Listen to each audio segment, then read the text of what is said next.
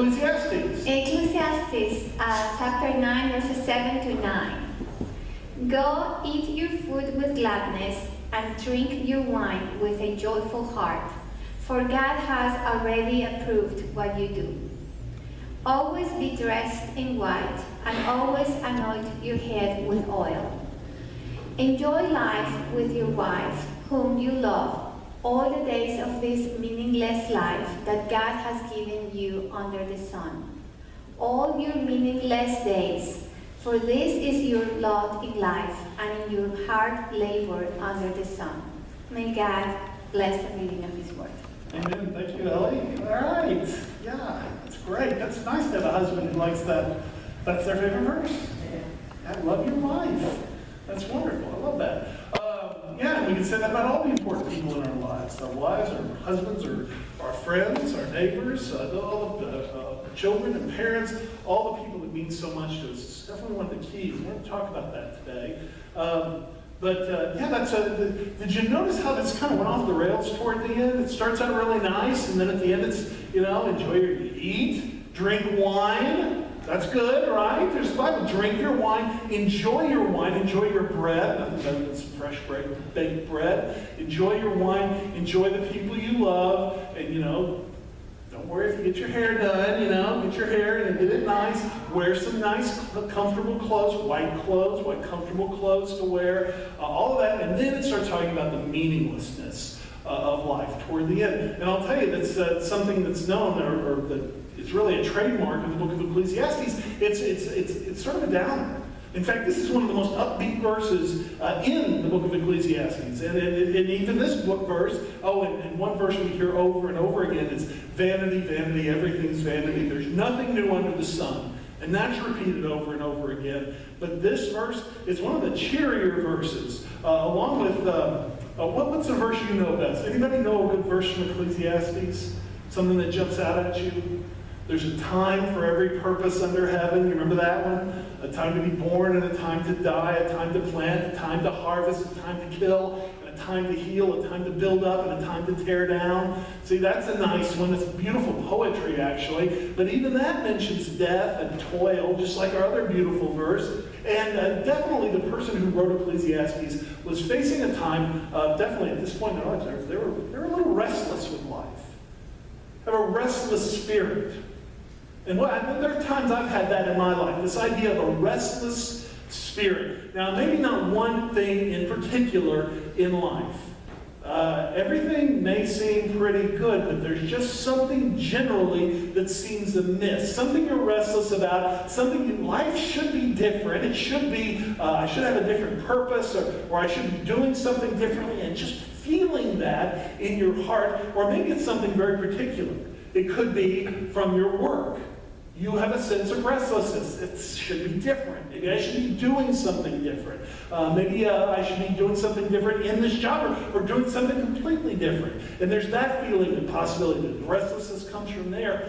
Or maybe it's a relationship in your life, and you can't put your finger on it. There's something wrong. There's something that needs work there in this friendship and in this romance, whatever it may be, with children or with parents. And there's, again, that sense of just restlessness. It's just not quite right. But we certainly see that throughout this book of Ecclesiastes, this sense of restlessness. And one thing about that is nobody seems to be immune to it. It doesn't matter what you have in life. It doesn't matter how successful you are, or how interesting your job may be, or any of the factors, whether you have a huge family, or whether you're on your own and you just have yourself, you really have to worry about. You still can get this feeling of restlessness in your life. And we know that because one of the traditions about the book of Ecclesiastes is that it was written by King Solomon. And you know how they say, for the man who has it all, what do you get the man who has it all? That was Solomon. He was the guy who had it all. He was the richest king. He was the one who finally built the temple. King David couldn't build the temple. Solomon succeeded in that. And he had the wealth. He also had the wisdom. He was wiser than any king. He got to entertain the Queen of Sheba, which always sounds pretty cool and pretty nice. He had the most successful reign of anyone. He wrote beautiful poetry, which we read throughout the Bible. And even he could feel this way. Even he could have this sense of restlessness in his heart. Like, what is wrong? What's wrong with this world? What's wrong with my life? Oh, he also had 700 wives and 300 concubines. So that he had, he had a lot of stuff going on in his life. He had a lot of busyness going on in his life. But he still had this feeling. So now, if the person who has it all then can have it, if people who have great jobs and exciting and they're doing great things, if they can feel this sense of restlessness in their lives, if it can happen for somebody who is just surrounded by tons of friends and is so popular and everybody wants to be with them, if it can happen for that person, then certainly it can happen for anybody. Right? We can all get this sense of restlessness in our lives. And then you think, what do we do about it? How do we deal with this sense of restlessness? And one thing is, we can look at the book of Ecclesiastes, but like I said, it's kind of a big downer. We'll talk about it and sort of the conclusions he comes to, but it's not really that uplifting. And we know that we need more than this. We can't just leave with Ecclesiastes, this idea that this restlessness is just a part of life we have to deal with all the time. So where do we look? And one thing we can look to is the promise of the Gospels, because Jesus was really clear saying to us, I have come, he said, to bring you life. That's good news. I've come to bring you life. That's great, but that's not it. I've come to bring you life, but bring it to you in abundance.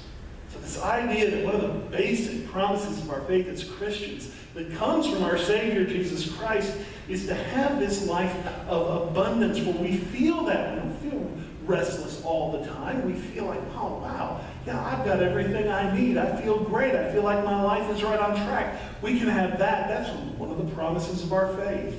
And so we look, well, how do we get it? How do we get there? Yeah, we can look at Ecclesiastes, and we will in a moment to see what he has to say about it. But let's look first at Jesus and what he said. Because I tell you, Jesus was great at coming into people's lives and stirring them up and getting them going. And that's really one thing that we should and we kind of have to grab for. Because it's one of the teachings of Jesus. Okay, how do you get rid of this sense of restlessness? How do you get more of this sense of purpose in your life? Well, one thing Jesus would say over and over again, and you read it. You read, like, if you have one of those red letter Bibles with all the quotes of Jesus in red, you look at those and look, you go in and okay, here's sort of a blast from the past. You'll think back to elementary school or junior high. Go in there and notice all the verbs. All the verbs in Jesus' sentences. And you'll notice that the verbs are get up and get going. They are action verbs. What does Jesus call people to do? Get up. Get going, right? Go there. Move. Follow. Go give. Love. Serve. Feed. All of these things. So here we have this abundant life that's been promised to us, and now we have Jesus telling us how to get there. We get there by getting going, by being willing to change, being willing to move. Here's a little blessing that you probably don't even think about in your life. I bet you have never given thanks for this ever in your life, and I never had until like a couple of days ago when I thought about it. It's a great blessing. And it's one of the things, something all of us enjoy. At least tell me if you don't enjoy this, because I sure do. You wake up and it's kind of the middle of the night, you've rolled over, you've been sleeping on your side for a long time, and your arm kind of sore, right? You're thinking, ow, that kind of hurts, my arm hurts. And then you move. You turn over. You try a new position. And suddenly you go from being in pain to being as comfortable as you could possibly be. Right there in your bed with your pillow, Ellie, right? This your pillow when you're traveling, with your pillow, and you're in this great place. And it's all happened just because you're willing to try something new. And that's all Jesus is saying. Be willing to try something new. And so when you find these times in your life when you're feeling a little restless about this or that or about life in general, well, do what Christ told us to do. Get up and get going. Get moving. Try something new. Okay, if you're tired of the same old hobby that you've had for a long time, well, try something new. If you're tired of the same old restaurants you always go to, try something new. If you're tired of the same kinds of TV shows, try something new there. Try just turning off the TV, for that matter, going out in the backyard. So trying something new in your life, doing something different. And that's one thing that people would come up to, Jesus, what should I do? He'd say, oh, he's a rich guy, right? We'd come up to him and say, oh, here's something. Sell everything you have and follow me. It's true, that's different. That's new. That's the path to that abundant life that Christ has for us. That willingness to try something new in our lives. And that can do it, man. That can get us started in all new directions. And if you don't find it out there in the world with the tens of thousands of things there are for us to do and try in this world, you can come right here. And you can do it here at this church. I'll tell you one thing that anybody who works with young people, at the church especially, but I think young people in general, is that, man, it gives you a whole new way of looking at the world. It gives you a whole new appreciation of your life. And so that's an opportunity you always have here, working with the young people, whether it's volunteering for being a volunteer in our children's church that we do every Sunday here in 2 services, or whether it's working with the Sunday schools or with our youth groups. All sorts of opportunities to do that. And I'll tell you, I'm robbing you right now of one of those opportunities. And Trish Krippner, our board chair, she's robbing you too. Because right now, we are both teaching the 8th grade. Or actually the junior high class. We call it the Cairo class here. And we're teaching Cairo Sunday School, the board chair and the senior minister, and we are robbing somebody in our congregation of that opportunity to teach what I think is one of the most important classes, Sunday school classes here. I'll tell you, for me, those were some of the hardest years, the years of junior high. And they're the years when you start asking big questions. And I tell you, being able to be there for those kids, it is such a pleasure. It is such a joy, and I love connecting with them every other Sunday as I teach with Trish. But I'll tell you, that's something somebody else could do as well, and could do just as good a job as me, and then they would have that opportunity too. So I feel guilty about that. I'm stealing that opportunity that Trish is from somebody here in the church that could be doing that. And if it's not teaching here in the church, it's volunteering in some other way, or getting out into the community and volunteering in Knoll Neighborhood Ministries or Community Renewal, or the hundreds of other places, the scores of other places we as a church support, but the hundreds of other places that are out there, thousands in our community of ways that you can give. And I'll tell you, you start feeling restless, just like I was talking to the kids about. You start feeling restless, and you start getting busy doing something for somebody else, and that restlessness just starts going away. It melts away. Really, you wake up in the morning and think, something's wrong. I don't feel good. I'm not doing what I need to be doing. And then you go out and you volunteer for 2 hours in Knoll Neighborhood Ministries, and you're going to come home a new person. A new person because of that time of giving that you've had. And that happens for lots of reasons we won't go into, but it's just true. Get busy and get going. And that's one thing Jesus told us, but there are also lessons that we learn from Ecclesiastes too. And one thing they said in Ecclesiastes was that you need to, what scripture reading today? And yet you may find yourself in a restless part of your life, a restless time in life, where you can't put your finger on what's wrong, but you know there's something wrong there. And you may try some things, and maybe that doesn't help. But one thing you can always do is you can always, even in the midst of restlessness, is try to make a point of enjoying and giving thanks for the simple pleasures of life. For the blessings. You have bread, enjoy it, and be thankful for it. You have wine, drink it.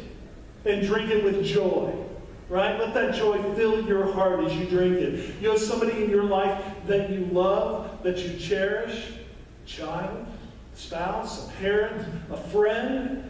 Enjoy that relationship. Even in the midst of that rest, don't let that restlessness keep you from enjoying the things you should be enjoying. That is just what he is saying here. Enjoy these things, even in the midst of all the vanity and all the strife. You can still be grateful, and you can still have great enjoyment in your life, and you are still blessed.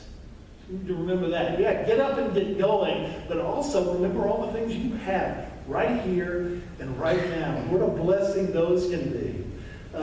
But another thing we can learn from him is it's just inevitable.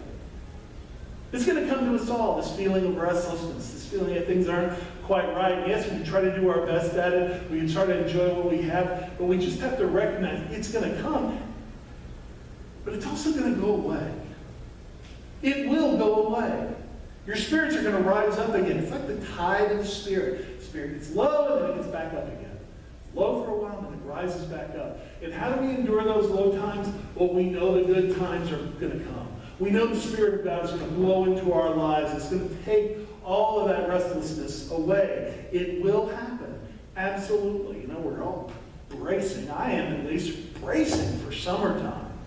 This is a tough time. I think in any place, any climate you are, it's the time of the year where things don't change for a long time.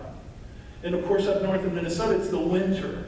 It gets to be winter and it stays winter, and the weather never really changes that much during the winter. Sometimes it snows, but really it's always cold. It's always snow on the ground. And here it's the summertime. We go for 3 or 4 months and the weather does not change.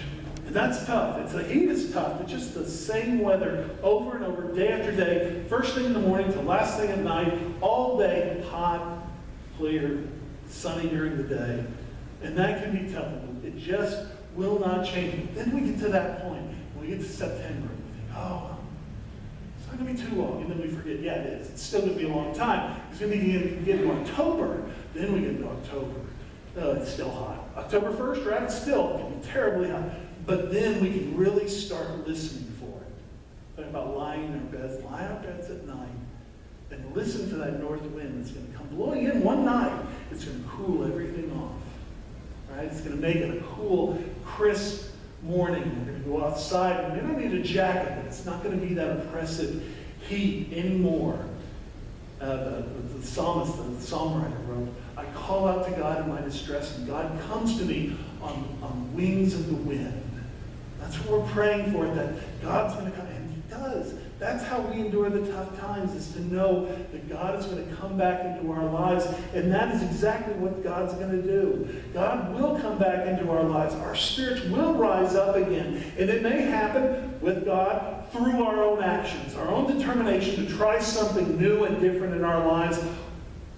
Or it might come simply as a gift from God. It might come to us because of God's grace. It might come to us because of God's great love for each and every one of us. Let's bow. Lord God, we do give thanks that you give us so much in this life that we can do. And Lord, we do ask for your help as we feel these times of restlessness, when we find ourselves in a rut. Lord, help us to see the ways that you would have us break out of that. Not by avoiding it, not by drinking our way out of it, not by doing something foolish in our lives, something awful to those around us, but loving God by giving us a spirit of helping those who can be helped, by serving those who can be served, by feeding those who need to be fed. Letting God help us to see those ways of breaking out in our lives into a new life, into a new world, as we take one step closer to the abundant life that you offer to each of us. Loving God, we know that one step that we can take that will bring us comfort, that will help us to feel your presence in our lives, that will nourish us not only in body but in spirit, are the steps we take down this aisle to your table. Loving God, help us to feel your presence at this time. Help us to know that your Spirit is here within us, in our hearts, and help us to also know that it joins us together. It moves between us. It makes us into one people and one family. Lord, there's no time we can feel that more precisely, more clearly than the moments we come to this table. And Lord, we do ask that you bless this bread and this cup. Bless it to the nourishment of our bodies and our spirits as we prepare to come forward today. It is in Jesus Christ's name we pray.